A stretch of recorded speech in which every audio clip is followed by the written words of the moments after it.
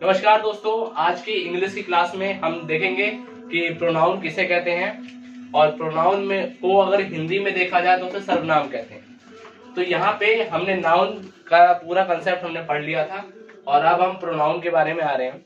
देखो, पहले सबसे इसके शब्दों पे जाओ, शब्द क्या कहना चाहता है।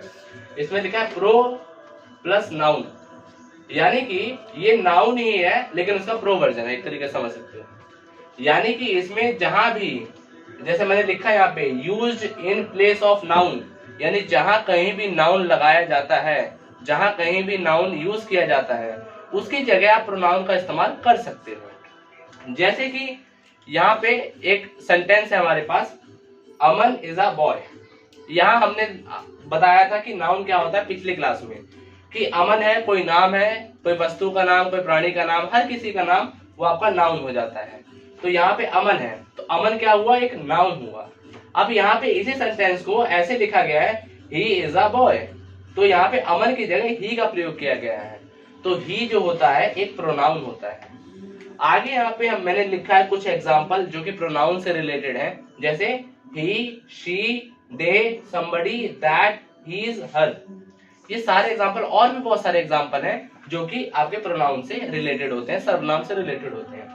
अब सवाल आता है एक बेसिक सा कि सर्वनाम कहते किसे हैं, प्रोनाउन कहते किसे हैं। हर वो शब्द जो संज्ञा के स्थान पर प्रयुक्त किए जाते हैं या इस्तेमाल किए जाते हैं, उन सभी शब्दों को प्रोनाउन की कैटेगरी में डाल दिया जाता है। यहाँ पे अगर हम प्रोनाउन को डीपली समझना चाहते हैं तो उससे पहले हमें सब्जेक्ट क्या होता है और ऑब्जेक्ट क्या होता है, इस बारे में हमें डिटेल में समझना होगा। तो हमने जैसे कि सब्जेक्ट और ऑब्जेक्ट के बारे में जानना है कि सब्जेक्ट क्या होता है और ऑब्जेक्ट क्या होता है। तो आइए एक बार बोर्ड पे नजर मारते हैं। यहाँ पे सब्जेक्ट है, लिखा है काम करने वाला। जो भी व्यक्ति आप सेंटेंस में देख पा रहे हो कि वो काम कर रहा है, जो जैसा भी काम हो, तो उसको सब्जेक्ट की कैटेगरी में डाल दिया जाता है। एक बार ऑब्जेक्ट भी देख लेते हैं, फिर एग्जाम्पल की मदद से दोनों को समझेंगे। ऑब्जेक्ट होता है जिस पर काम होता है, ठीक है। जैसे कि यहाँ पे है एक example, Ram plays chess. Ram मतलब चेस खेलता है। तो यहाँ पे चेस कौन खेल रहा है, राम। काम कौन कर रहा है, क्रिया कौन कर रहा है, राम कर रहा है। तो जो वर्क करता है उसे सब्जेक्ट कहा जाता है। वहीं अगर ऑब्जेक्ट देखोगे तो जिस पर काम हो रहा है उसे ऑब्जेक्ट कहते हैं।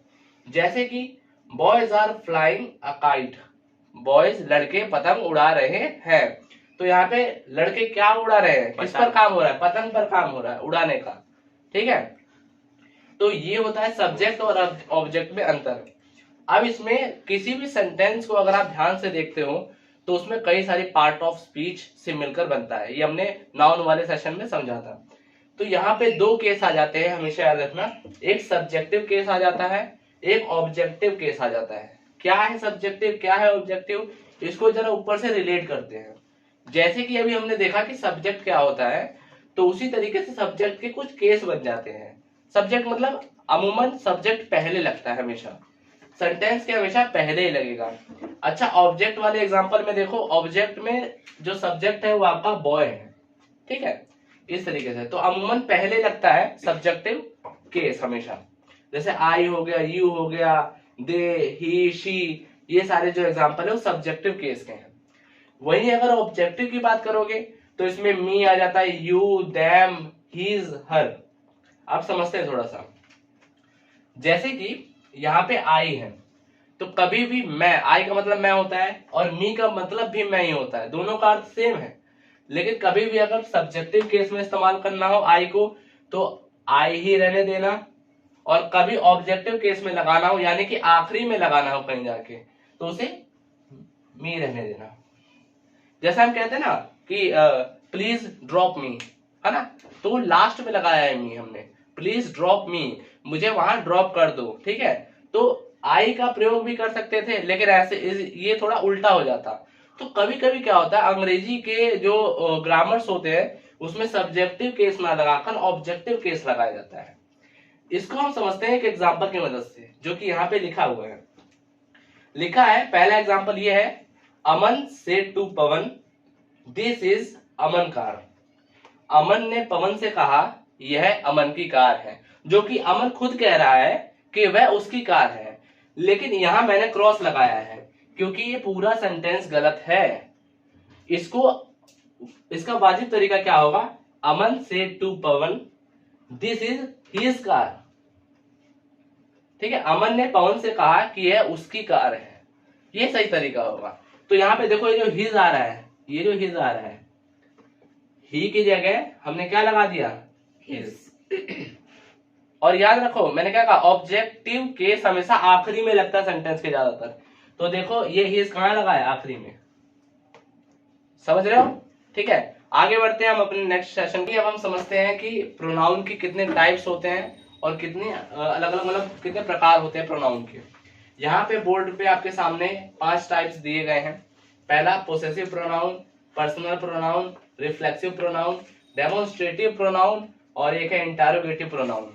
इसको डिटेल में समझना है, इसे एक एक करके समझना है। तो चलिए एक एक करके मैं थोड़ा सा ना आपको डिटेल में बताता हूं। पहले हम यहाँ पे पोजेसिव के बारे में पढ़ लेते हैं। नीचे जैसे मैंने यहाँ पे लिखा हुआ है, पोजेसिव प्रोनाउन क्या होता है? To express ownership.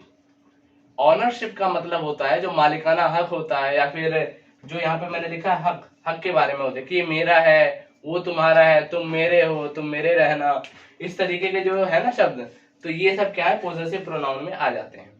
अब उसी के कुछ एग्जांपल है यहाँ पे, his, her, mine, our, your, ये सब हमने पुराने जो अभी हमने लेटेस्ट हमने जब अपना सेशन किया था तो हम बता चुके हैं कि इसमें ये सारे जो होते हैं प्रोनाउन होते हैं।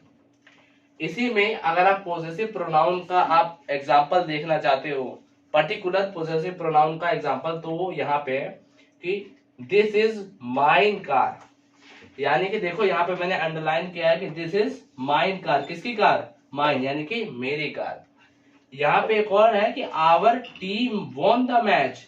यहाँ पे आ रहा है कि हमारी टीम मैच जीत गई। तो हमारी यानी कि उसमें क्या है? ऑनरशिप दर्शाई जा रही है कि किसी और की नहीं, हमारी टीम जीत गई है।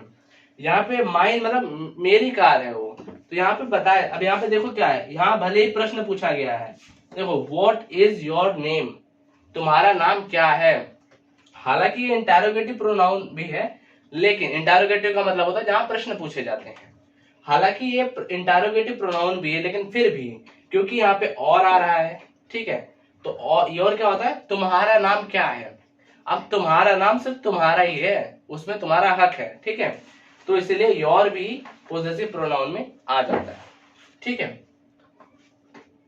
बंद कर दे।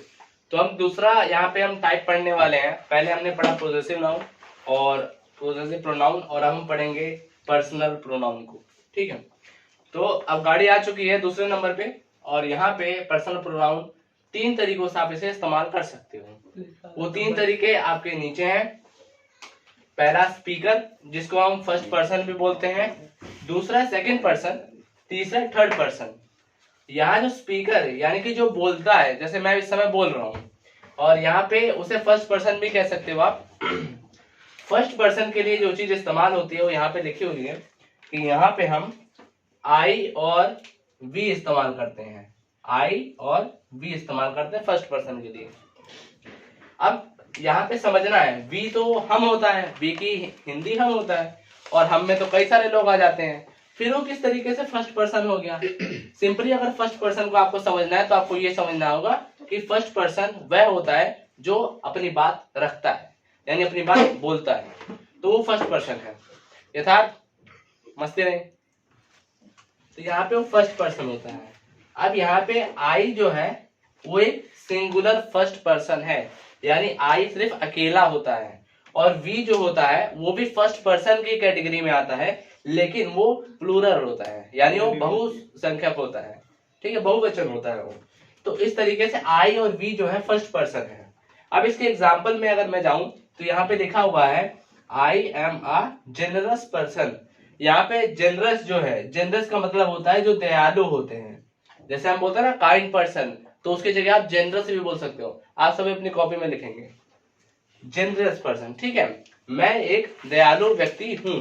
तो यहाँ पे मैं का इस्तेमाल हुआ, मैं मतलब फर्स्ट पर्सन का बात हुआ कि वो अपने बारे में ही कह रहा है कि I am a generous person, तो उसे फर्स्ट पर्सन की कैटेगरी में डाल दिया जाएगा। वहीं अगर बात करें कि सेकंड पर्सन क्या होता है। अब देखो नाम से समझ जाओ, सेकंड पर्सन यानी अगर मैं नहीं हूं तो सामने वाला, ठीक है। जैसे कि सचिन, यहाँ पे आइए, जैसे ये सचिन है, यहाँ पे ये पढ़ते हैं। अब मैं जो हूँ फर्स्ट पर्सन हूँ और ये सेकंड पर्सन है, हम दोनों आपस में बात करेंगे। अगर मुझे अपनी बात याद है, अगर मुझे अपनी बात इनको बतानी है, ठीक है, तो मैं ऐसे कह सकता हूं कि you are a best student in my institute, तुम एक बहुत अच्छे विद्यार्थी हो मेरे इंस्टीट्यूट के अंदर। तो मैंने अपनी बात के लिए यू का प्रयोग किया। यू क्या, यू एक सेकंड पर्सन है जो दूसरे के लिए इस्तेमाल होता है, ठीक है। तो बैठ जाओ। तो यहाँ पे वही चीज इस्तेमाल की गई है, यहाँ पे यू इस्तेमाल किया गया है, ठीक है। यू क्या है, एक सेकंड पर्सन है, ठीक है। और एग्जांपल देख लेते हैं, जैसे इसमें लिखा है you are my best friend, तुम मेरे अच्छे दोस्त हो। अब यू भी इस्तेमाल होता है और योर भी होता है। फिर वही बात है, यू का इस्तेमाल आप जो है सब्जेक्टिव केस के लिए कर सकते हो, हमने अभी भी बात की थी। योर का इस्तेमाल आप सब्जेक्टिव के लिए भी कर सकते हो और ऑब्जेक्टिव के लिए भी कर सकते हो, ये चॉइस आपकी है, ठीक है। तो हमारा फर्स्ट पर्सन हो चुका है, सेकंड पर्सन हो चुका है। बात करते हैं थर्ड की। थर्ड में क्या है, देखो थर्ड पर्सन क्या होता है, यानी कोई तीसरा, ना मैं हूं ना सचिन है जो अभी यहाँ पे थे, आप कोई तीसरा ही है।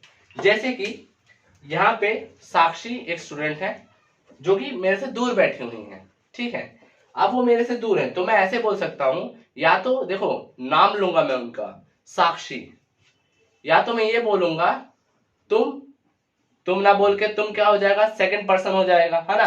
तो मैं ये भी बोल सकता हूँ वे वहां क्या कर रहे हैं, या वह वहां क्या कर रही है, ये बोल सकता हूँ। तो वैसे ही थर्ड पर्सन में याद रखना, ही लड़के के लिए आ जाता है, आपको पता है, और शी जो है वो लड़की के लिए आ जाता है। तो ही, शी, नेम और दे मतलब वे, ठीक है। या मार्कर बदल लेते हैं थोड़ा देर, कहाँ क्या होगा। हाँ देखो, ही ये भी थर्ड पर्सन है, शी ये भी थर्ड पर्सन है, और किसी का नाम अगर आ रहा है, जैसे मैंने कहा साक्षी, वो भी थर्ड पर्सन है, क्योंकि वो ना मैं बोल रहा हूं अपने लिए ना मैं दूसरे के लिए, मैं बोल सकता हूं लेकिन उसे सेकंड पर्सन की कैटेगरी में नहीं डाला करते। नेम को जो है, नेम हमेशा जो होता है थर्ड पर्सन होता है, किसी का भी नाम हो।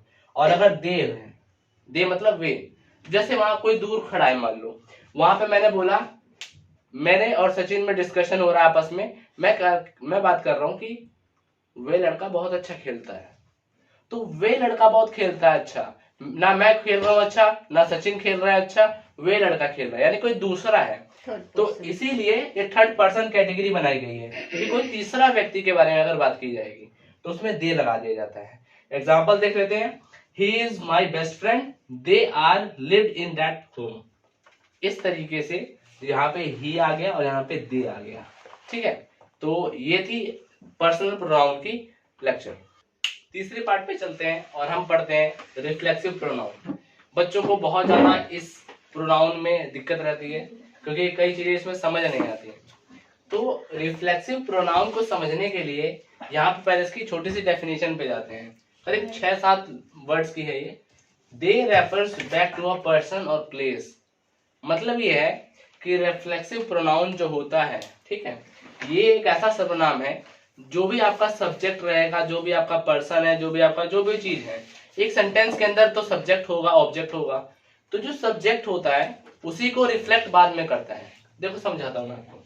रिफ्लेक्सिव है, रिफ्लेक्सिव मतलब रिफ्लेक्ट करना। जैसे आपने मिरर देखा होगा, मिरर में अपने मतलब चेहरा देखा होगा, तो उसमें क्या होता है, जो जैसा आपका चेहरा है वही मिरर के अंदर रिफ्लेक्ट होता है। तो उसी प्रकार से रिफ्लेक्सिव प्रोनाउन है कि जो भी पर्सन होगा, जो भी थिंग्स होगा, उस पूरे के पूरे सेंटेंस में वही रिफ्लेक्सिव प्रोनाउन दोबारा रिफ्लेक्ट करेगा। समझाता हूं इसे कैसे, देखो इसके एग्जांपल क्या है, माई सेल्फ हो सकता है, योर सेल्फ हो सकता है, हिम सेल्फ हो सकता है, हर सेल्फ और आवर सेल्फ, ठीक है। यहाँ पे एक एग्जांपल समझते हैं, आई सॉ माई सेल्फ, मैंने अपने आप को देखा, ठीक है। तो यहाँ पे, यहाँ देखो सब्जेक्ट क्या है, आई, यहाँ पे आई है, आई का मतलब मैं होता है, और खुद को, यानी खुद कह रहा है कि फिर मैंने अपने आप को जोड़ दे रहा है, अपने आप पे जोड़ दे रहा है कि आई सॉ माई सेल्फ, मैंने खुद को देखा। समझ रहे हो बात को, कि यहाँ पे ये जो आई है ना वो यहाँ पे रिफ्लेक्ट कर रहा है माई सेल्फ में, ठीक है, मैंने खुद को देखा, यानी कि मैं फिर दोबारा खुद ही को देख रहा हूं। तो ऐसे जो शब्द होते हैं वो रिफ्लेक्सिव प्रोनाउन के अंदर आते हैं। इसकी एक छोटी सी ट्रिक है, यहाँ पे नजर डालो थोड़ा सा, कि एंड में सेल्फ आता है या सेल्फ आता है, हमेशा याद रखना, और कुछ नहीं आता। जैसे यहाँ पे देखोगे माई सेल्फ है, ये आ गया, ये भी आ गया, आखिरी में देखो ऐसे आ रहा है सेल्फ, और यहाँ पे सेल्फ आ जाता है। अगर कॉम्पिटेटिव एग्जाम की कोई भी तैयारी कर रहा है, कोई भी छोटे मोटे एग्जाम के लिए, तो याद रखना अगर रिफ्लेक्सिव प्रोनाउन पूछेगा तो हमेशा याद रखना एंड में ये शब्द जरूर आने चाहिए। आंख बंद करके आप उसे लगा सकते हो कि रिफ्लेक्सिव प्रोनाउन वो है, सिंपल।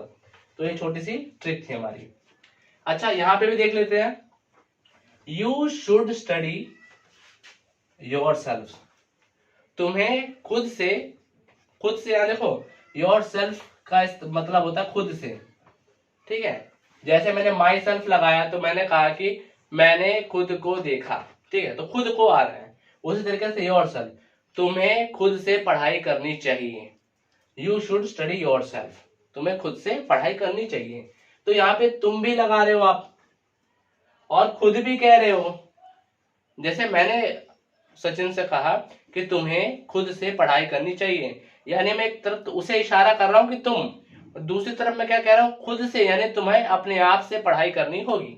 तो ऐसे जो शब्द होते हैं वो रिफ्लेक्सिव प्रोनाउन के अंदर आते हैं, जो कि बैक यानी जो पर्सन होगा, जो थिंग्स होगी, उसे दोबारा रिफ्लेक्ट करेंगे, दोबारा उसी सेंटेंस में आएंगे। और खुद जो है एक प्रोपोगेटिव टाइप का एक वर्ड होता है। यहाँ पे इंपॉर्टेंट पॉइंट क्या है, इसमें मैं रेड मार्किंग ले लेता हूँ। इंपॉर्टेंट पॉइंट क्या है इसे देखो, जैसे कि अगर कभी भी आई आता है सब्जेक्ट में, ये बहुत इंपॉर्टेंट है, आई आएगा तो हमेशा माई सेल्फ लगाओगे, कहां पे, एंड में। यहाँ पे जैसे नीचे लिखा है यूज ऑब्जेक्टिव केस, हमेशा इसका जो इस्तेमाल होता है रिफ्लेक्सिव प्रोनाउन का ऑब्जेक्टिव केस के लिए होता है, यानी कि सेंटेंस के आखिरी में लगता है। पहले कभी बहुत ही रेयर चांस है, 99% ऑब्जेक्टिव केस के लिए इस्तेमाल किया जाता है। आई के लिए माई सेल्फ आप लगाओगे, यू के लिए आप लगाओगे योर सेल्फ, वी के लिए आवर सेल्फ लगाओगे, दे के लिए आप देम सेल्फ लगाओगे, और इट के लिए सिर्फ इट सेल्फ ही रहेगा, ठीक है। तो कहने का मतलब जैसे यहाँ पे लिखा आई सॉ माई सेल्फ, तो आई आया तो माई सेल्फ लगा दिया। यहाँ लिखा था यू आ गया तो यहाँ पे हमने योर सेल्फ लगा दिया। अगर यही उदाहरण लेते हैं, यहाँ लिखा होता वी शुड स्टडी, तो बताइए यहाँ पे क्या आता, आवर सेल्फ। अगर यहाँ पे वी होता तो यहाँ पे आवर सेल्फ आ जाता। अगर यहाँ पे दे होता तो नियम के अनुसार, क्योंकि दे अगर यहाँ आ रहा है, दे शुड स्टडी देमसेल्व्स, तो ये बहुत इंपॉर्टेंट चीज है, ठीक है, इसे नोट कर सकते हैं आप। और याद रखना ये इंपॉर्टेंट पॉइंट कि ऑब्जेक्ट की बात की जाती है, ठीक है। यहाँ पे उदाहरण के माध्यम से हम समझेंगे दिस, दैट, दोज और दीज, ये सारे जो होते हैं वो आपके डेमोन्स्ट्रेटिव प्रोनाउन के एग्जांपल्स होते हैं। आइए इसे और अच्छे थोड़ा समझ लेते हैं। जैसे कि इसमें लिखा हुआ है दिस इज माई बुक, यह मेरी किताब है, तो वहां पर उस किताब की ओर इशारा किया जा रहा है कि यह मेरी किताब है। इसको और अच्छे समझने के लिए और एक और एग्जांपल देख लेते हैं, दैट इज माई कार, वे मेरी कार है या ये मेरी कार है, ठीक है। अब यहां पर आपके मन में डाउट आया होगा, ये दिस और ये दैट में क्या अंतर है, इसलिए मैंने यहाँ पे वर्सेस में लगाया है कि इन दोनों में अंतर क्या है, उसको हम एक एग्जांपल की मदद समझेंगे। मैं अभी एक स्टूडेंट को बुलाऊंगा, आइए। तो जैसे कि अभी ये स्टूडेंट है और ये बिल्कुल पास में खड़े हैं, तो मैं बोल सकता हूं this is my best friend, ये मेरी बहुत अच्छी मित्र है। अब लेट्स सपोज यहाँ पे मैंने क्या लगाया, दिस लगाया, तो वही चीज आपको यहाँ समझना है थोड़ा सा। तो दिस जो होगा वो पास में कोई व्यक्ति या वस्तु है उसके लिए इस्तेमाल किया, यानी नियर बाय में जो होगा। और अगर आप दैट का केस देखोगे तो दैट हमेशा दूर की वस्तु या व्यक्ति के लिए इस्तेमाल होता है, दूर की व्यक्ति वस्तु के लिए। एक और चीज याद करनी है आपको कि ये सिंगुलर पर्सन के लिए इस्तेमाल होता है। जैसे अभी मैंने इनके लिए कैसे इस्तेमाल करते हैं वो देखिए, यहाँ मैंने लगा रखा है प्रश्नवाचक। यहाँ पर पहला एग्जाम्पल है व्हाट, आप सबको पता है व्हाट मतलब क्या होता है, ठीक है। वेयर कहाँ, व्हेन कब, वूज किसका, ठीक है। इसको समझेंगे थोड़ा सा। ये क्या है, WH फैमिली है। WH फैमिली क्या होता है, ध्यान से समझिए। देखो स्टार्टिंग में WH आ रहा है, WH WH WH और WH। तो जिसके भी स्टार्टिंग में WH आता है या H आता है या W, तो उसे WH फैमिली का मेंबर माना जाता है। इसके लिए हम डिटेल में एक और वीडियो बनाएंगे तो उसमें बताएंगे। यहाँ पे कुछ एग्जांपल इसके लिए, जैसे ये बहुत कॉमन है, व्हाट इज योर नेम, आपका नाम क्या है ना। तो व्हाट का मतलब तो क्या हो गया, यहाँ पे अभी हमने पढ़ा व्हाट का मतलब क्या होता है। लेकिन मैं आपको बताता हूं व्हाट का मतलब सिर्फ क्या नहीं होता, याद रखना। जैसे यहाँ दूसरा एग्जांपल समझो, इसे लिखा है nature give you what you deserve. यहाँ पे व्हाट लगा है बीच में, ठीक है। नेचर वह तुम्हें देगा जो तुम डिजर्व करते हो, ठीक है, जिसके तुम लायक हो। तो यहाँ व्हाट का मतलब तो क्या कोई सेंस बना ही नहीं रहा है। देखो ना, नेचर तुम्हें वह देगा क्या जो तुम मतलब डिजर्व करते हो, तो यहाँ क्या तो लगेगा नहीं। तो जी हाँ, बिल्कुल सही। व्हाट का मतलब हमेशा क्या नहीं होता है। अगर आप इंटरोगेटिव प्रोनाउन पढ़ रहे हो, बहुत इंपॉर्टेंट है, अगर आप इंटरोगेटिव प्रोनाउन पढ़ रहे हो तो हमेशा व्हाट का मतलब क्या नहीं होता है। व्हाट का मतलब फिर जो बन जाता है, ये वाला जो, ठीक है, ये वाला जो बन जाता है। अब इसको इस पे लगा कर देखो, नेचर तुम्हें वह देगा जो तुम डिजर्व करते हो, समझ रहे हो, ठीक है, जिसके तुम लायक हो। तो हमेशा क्या नहीं बनता है, जो भी बन सकता है। अब वो डिपेंड करेगा कि उस वर्ड को आप कहां लगा रहे हो, ठीक है, समझ रहे हो। तो ये थी हमारी प्रोनाउन की पूरी क्लास, और हमने प्रोनाउन को पूरा कंप्लीट कर लिया है। आने वाली वीडियो में हम एडजेक्टिव के बारे में डिटेल में डिस्कशन करेंगे। Thank you very much.